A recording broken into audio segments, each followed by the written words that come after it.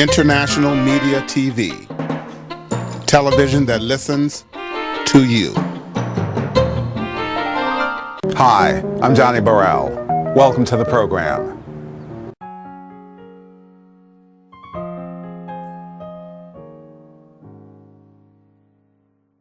Excuse me, could you give me your thoughts on rent in San Francisco? Rent in San Francisco, well, with rent control, it's affordable. Thank you, sir. I love it. If you live in San Francisco, you know you're living in one of the most beautiful cities in the world. It's also a city that has become increasingly expensive to live in. Given that reality, there's been a need for a guide, a book if you will, designed to help solve everyday legal problems of San Francisco landlords and tenants alike. Meet Stephen Adair McDonald, author of the San Francisco Rent Board, User's Guide. Stephen specializes in real estate law at McDonald Beckham LLP, located in downtown San Francisco's historic Flood Building. He served as the Northern California chair of the Landlord Tenant subsection of the State Bar and is the author of Landlord Tenant Solutions in California. He serves as a Superior Court judge, pro tem, and volunteers his time for low-income clients. Thanks, Johnny. I appreciate this opportunity to discuss the amazingly complex but important rent and eviction control ordinance that we have here in San Francisco. In fact, I wrote a book called the San Francisco Rent Board User's Guide. I updated it last year. It's the only book on the subject, but I'm very happy to summarize a lot of it today. Well, first of all, I should discuss the fact that the ordinance has two components. One affects rents and the other affects evictions. In fact, you couldn't really have one part of the law effectively without the other. For instance, if you had rent control but no eviction control, well, if the landlord wasn't satisfied with the rent, he could just evict the tenant and then rent it to a new tenant at market rent. If you had eviction control but no rent control, well, then you could just raise the rent without limits and effectuate, an eviction that way, backhandedly. So there is both. However, I should first point out that this ordinance does not affect every single unit in San Francisco. So let's talk about what it doesn't affect, and then we can deduce from that what it does affect. It doesn't affect commercial space. So office buildings, storage, garages that are not part of an apartment are not affected by rent or eviction control. They might be subject to a lease, but that's it. Buildings built after June 1979 are also exempt from the entire ordinance. Something that is much less known to the public is that single-family homes that were rented after 1996, and there's very narrow exceptions to this, which I won't go into, but generally, if a single-family home or a condominium was rented after January 1, 1996, then there is no rent control. There is eviction control, but not rent control. So the tenant in that situation could be subject to a market rent increase once or even twice a year so that the rent will remain at market. A lot of folks don't realize that. I'm amazed every day when I encounter this. But the tenant cannot be evicted without just cause under the ordinance. Now, the other exemptions for certain properties are hospitals, dormitories, churches, seminaries, things like that. So generally, anything built before June 1979 is going to be subject to this ordinance. And as I've explained, it does two things. It regulates rents and it regulates evictions. Now, the result of this, after almost 30 years of being in effect, is that there are two tiers of rent. The rents that affect tenants that have been in place for many years, either they've been there since 1979 or 89 or 99, their rents are well below market. The rents that just recently, the units that just recently came on the market, their rents are higher because they're not subject to the rent control initially when they're rented, so they're way up here. In fact, if you want to think a little more profoundly about it, probably if there was no rent control, you'd have an equilibrium, there being a consistent, steady demand for housing units in this community and there being a consistent supply, then there would be an equilibrium. Since there's an artificially deflated rent for most of those units, probably the freed up units are actually artificially high because they would have hit equilibrium. They're forced up higher than what would normally be the market. The point of this is that I believe you will see that the largest landlords in San Francisco, those that own many, many units, hundreds, even thousands of units, they actually like this ordinance because they're clever enough to find out ways to legitimately, and I would imagine sometimes illegitimately, recover possession of a unit, therefore freeing it to be rented at market rent, and they average more than the equilibrium. So at the end of the day, without rent control, some landlords are actually probably getting more rent than they would if there was no such law.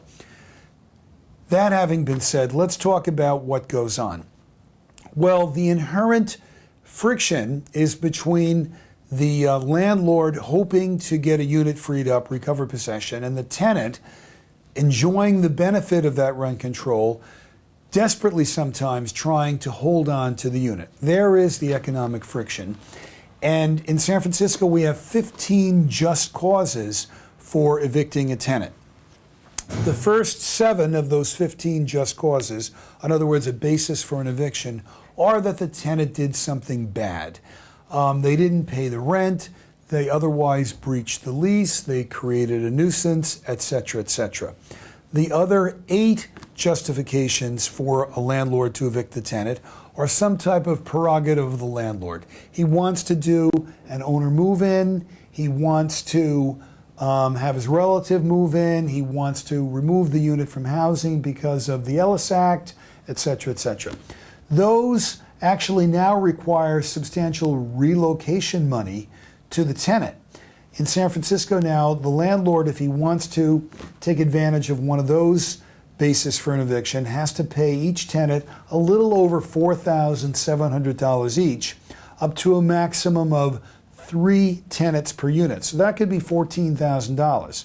If one of them is disabled, if one of them is elderly, or if they have children, there's an additional $3,000 to be paid to that family for each of those conditions. So we have cases where an owner wants to move in where the tenants are going to be paid $20,000 or more, non-negotiable.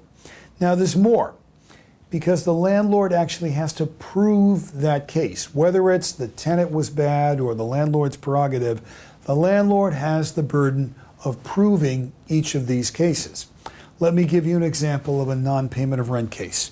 In that case, it's pretty straightforward. The landlord has to dot his I's and cross his T's, but he has to prove what the rent was, that it hadn't been paid, a proper notice had been served, and then he goes to court. If he can prove all the basic issues, he should win. However, the tenant can defend it, particularly if there are any habitability issues. If the tenant was able to get the building inspector to come out and issue a notice of violation, he might have enough right there to defend the case. There's other technical defects the landlord might suffer, such as if he didn't serve the notice correctly and so forth and so on. Right now in San Francisco, there is a program at the Superior Court where the week before the trial, there's a settlement conference. At the settlement conference, 99% of these cases seem to settle. That's because people like to hedge their bets. The cost of attorneys is very high, whether you're a landlord or a tenant. It's usually $300 an hour or more, and that can, hurt anybody. So there's a lot of motivation on the afternoon of the settlement conference to see if people can hedge their bets, compromise. What are we dealing with? Well, the first issue is possession. Is the tenant going to move or not? Oftentimes these discussions begin with, oh, that's non-negotiable. The tenant insists I'm not moving. The landlord says, absolutely.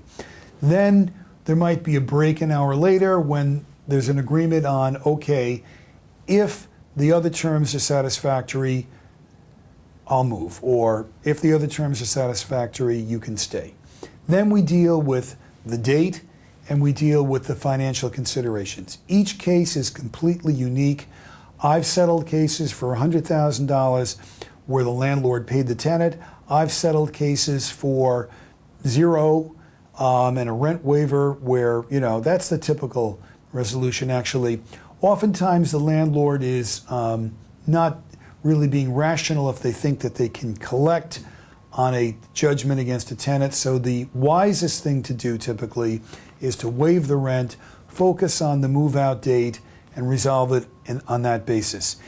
Typically then we would go before a judge, put the terms on the record in open court with a court reporter. We can obtain a transcript.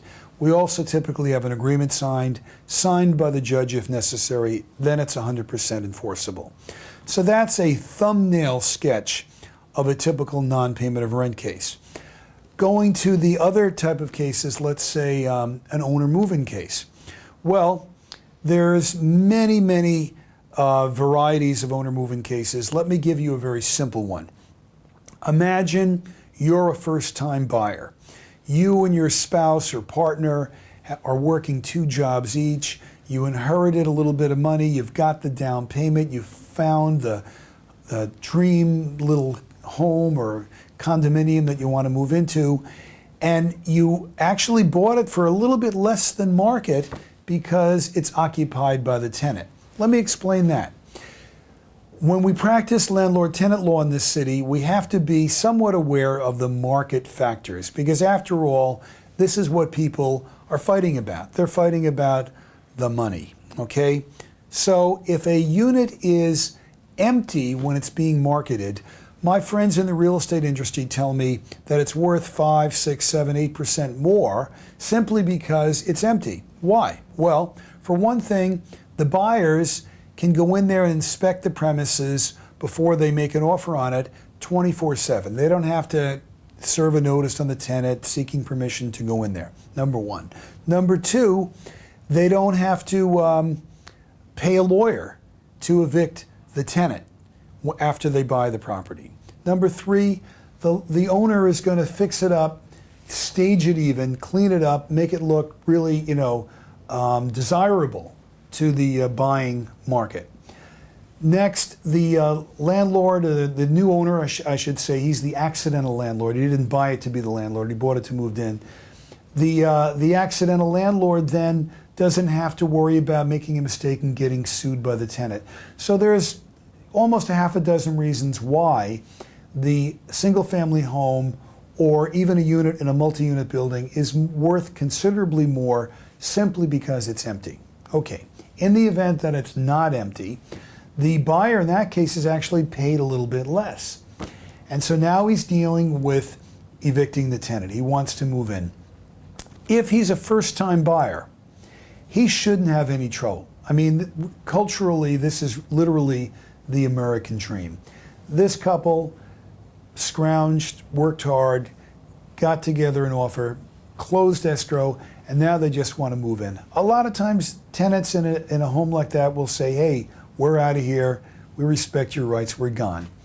So that could be an easy case. Even if they're not that positive, they would probably respect the fact that they got the proper 30 or 60-day notice to move. And if they've been there more than a year, I should have mentioned it earlier, nobody gets this relocation money unless they've been there a year. Those tenants were in possession more than a year, they're going to get the relocation money. So we see less and less of those cases being contested. Now, let's take another example of an owner move-in, the other extreme. The owner owns 200 units. These tenants have been in possession for 20 years. Their rent is 1/3 of market. They've continually reported the landlord to the building inspector. They've filed multiple petitions at the rent ordinance. They've won some of them. This is not a happy relationship between this landlord and this tenant. If all of a sudden the landlord deeds 25% to his son and the son decides he's moving from Portola Valley to the Mission District, he wants to occupy this unit, well, that's going to be very suspicious. There's going to be some serious questions about the bona fides of that case. In fact, a clever tenant attorney might inform his client under those circumstances, look, this thing is so questionable. I know we could defend this case, he might say. The smart thing might be to do is to humbly move out. Don't tell the landlord that you're suspicious. Don't tell him where you're going. Just move out humbly and watch the premises, because the landlord is obligated to remain in possession for 3 years. If he doesn't stay there 3 years, there's a presumption that it was a bad faith, wrongful eviction, and the landlord can get sued. The damages for that case can be very, very substantial. What are they? Well, the tenant is paying, let's say, $1,500 more a month for his new apartment. How many years would he live there? Well, if he lived there 10 years, he could easily live there or expect to have lived there another 10 years. So he's losing $1,500 a month for 10 years. That's $18,000 a year. That's $180,000 a year, or rather over the 10-year period. Even if you look at the present value of that, it's well over $100,000. And then it's automatically tripled by the local law. Plus, there are legal fees to the tenant in recovering possession, or I should say prevailing in that case. So we see cases like that settling consistently with insurance companies and or the landlord's own money for between $100,000 and $200,000. So that's the other example, the other extreme type of owner move-in case. Each case is very different. So now I've given 2 examples of a typical eviction, or technically known as an unlawful detainer case, that we view here in San Francisco. There are many, many, many others, but I'd like to say that most often these cases are resolved by negotiations. So what we like to do is settle a case as early as possible. The interesting thing is 99 point something percent of all of these cases, whether it's the landlord trying to evict the tenant or the tenant suing the landlord, they settle. They don't go to trial simply because people have learned there's too much risk at going to trial. You can win big or you can lose everything, so the cases settle. Quite often nowadays, we're using private mediators. It could be a large commercial mediation firm that has 50 or 100 retired judges just mediating cases 5 days a week. Or it could be just a private attorney that the attorney for the landlord and the attorney for the tenant trust. They know the fellow, they know he understands this area of the law. Let's pay him his hourly for a half a day or a day. He'll read the briefs, he'll sit down and try to talk sense to each side. The value of this is the cases, they all settle anyway almost, but the earlier they settle, the less time is invested, the less money is invested in terms of legal fees, and the less stress for everybody involved. Now, having said that, the old metaphor about it takes 2 to tango certainly applies here. If one side is going to be totally irrational and unrealistic and the other side is not so irrational, well, that case is not going to settle. You need 2 sides to be rational for a settlement to occur, and that's really where the mediating services come into play, because they're able to gain trust with each side, talk to them one-sidedly, meaning in private in a conference room, and tell them what's at risk here, what the typical settlement value of a case like this, all the benefits of settling it. Now, it still can be an ordeal, and in fact, it's been said that a good settlement is one in which both sides are dissatisfied. If one side is really, really satisfied, then typically there was an unbalanced settlement and the other side would be very, very, very unsatisfied. So when both sides are relatively unhappy with the resolution, then that's a good sign that it was a good settlement. They've avoided the train wreck of litigation and they've avoided the risk of losing everything.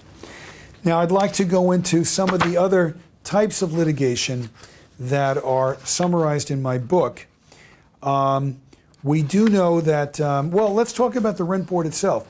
The rent board is a good venue or forum for parties resolving these cases without using the courts. The other thing is it's very, very inexpensive. There are no filing fees, very little formality, and there is no requirement that you have a lawyer.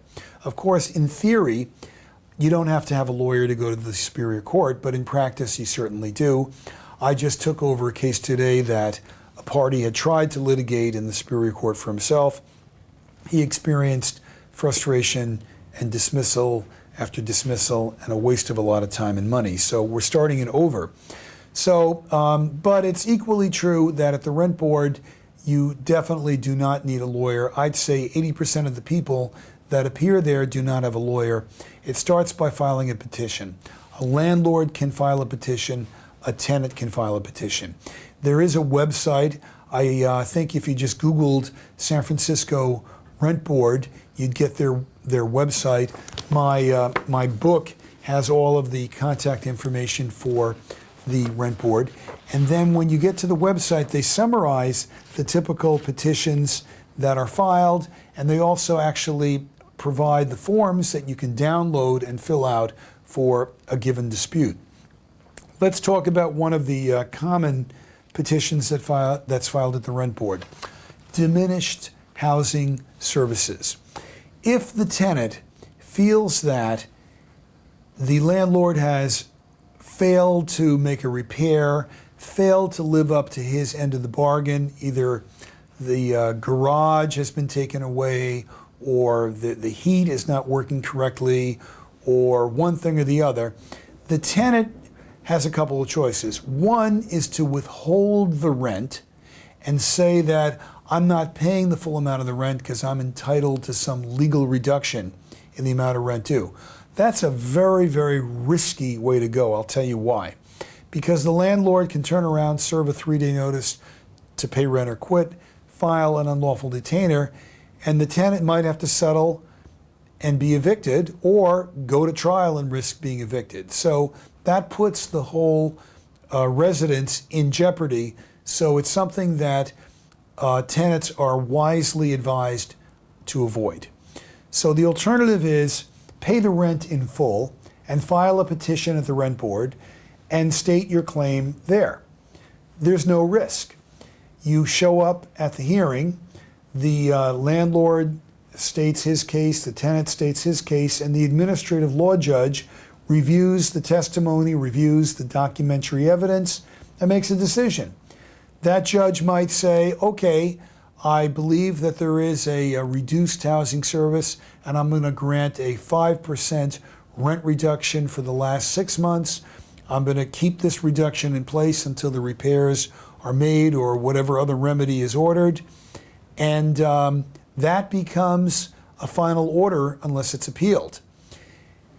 Then the tenant can deduct that amount of the rent and pay the balance. The tenant then has succeeded in getting a rent reduction, has succeeded in getting the repairs, no doubt, and has avoided the risk of losing his tenancy. So that's a wonderful benefit of the rent board in that it's reduced the risk really for both sides and certainly reduced the cost of resolving this dispute. There are no filing fees, and if one doesn't hire a lawyer, there are no other costs involved, just the investment of time and the preparation. That's one type of petition. There's another type of petition regarding a market rent increase. We have this situation, as I've explained, where there's 2 tiers of rent. If the landlord believes that all of the original tenants have vacated the apartment, then he is actually entitled to raise the rent to market. The spirit and now the letter of the rent ordinance is that it is intended to protect the rents and keep them reduced for those tenants that are remaining in possession from the initial renting. If we have a set of musical chair type of tenants where roommates come and go, and then after a period of years, the landlord discovers that all of the original tenants are gone, typically in that situation, there are some exceptions, the landlord is able to demand and get the market rent. If the tenants the remaining tenants don't voluntarily pay it, then the landlord should serve a notice of rent increase, but must file a petition at the rent board to achieve this market rent. At that time, there'll be a hearing. The facts may be disputed. The tenants might say, no, I'm one of the original tenants. I've been here all along. Or they might say, well, they made me an original tenant. Even though I didn't move in there with the original tenants under that rental agreement, they took my rent. They made me sign this. They, in fact, treated me as their tenant, and therefore I'm entitled to keep my rent reduced under rent control based on my relationship with this landlord. That'll be a dispute that will, depend on the credibility of the witnesses, the other evidence that's prepared and submitted to the administrative law judge. A decision will be made. The judge will decide who wins, and either the rent will remain artificially low based on the age of the tenancy, or the landlord will be allowed to have his market rent increase, which could end up with the rent being doubled or tripled. In that case, the tenants then have a choice of remaining and paying the market rent, or voluntarily moving, or, of course, if they decided to, not pay the rent and then risk a non-payment of rent eviction scenario, which I've already somewhat described. So that's another example of a petition that can and should be heard by the rent board. I might give another example of some litigation that goes on. I mentioned earlier that in an extremely suspicious owner move-in type of eviction, the tenant might cleverly just meekly move out and then lay in wait and bring a lawsuit against the landlord who hasn't moved in or hasn't remained for the requisite time. In that event, it's going to be a very serious situation, and all types of issues arise, including insurance.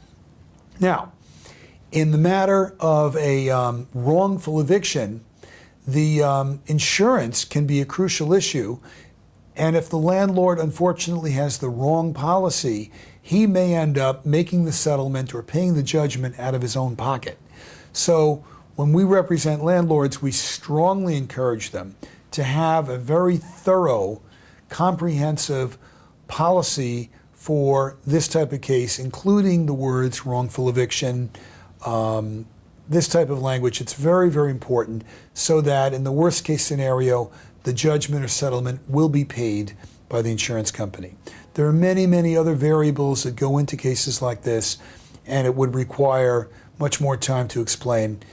But my view is that if landlords and tenants follow the law and are fair to each other, and when necessary seek proper legal counsel, most of the worst type of situations can be avoided. In any event, I'm happy to consult with landlords and tenants. I do offer a free 20-minute consultation.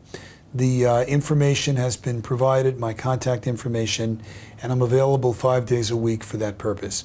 I thank you, Johnnie, again for the opportunity to make this presentation, and I wish everyone in the audience good health and long life. Thank you very much.